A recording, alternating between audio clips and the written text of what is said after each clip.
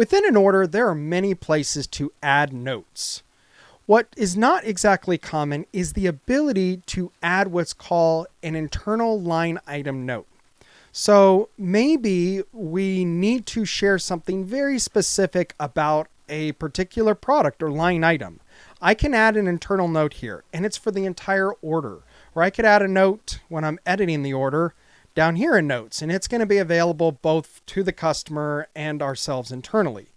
But what if I want a line item note, or I want to attach additional images and mockups to a line item?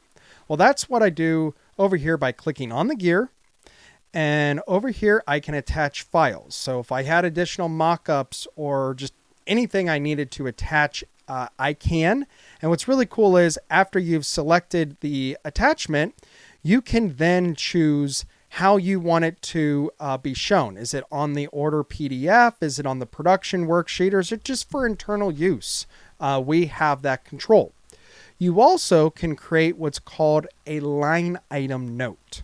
So the line item note could be something like, okay, we're going to use a 110 mesh with a 70, 90, 70 squeegee durometer, and we're going to do it on, I don't know, a 1+1 coded screen.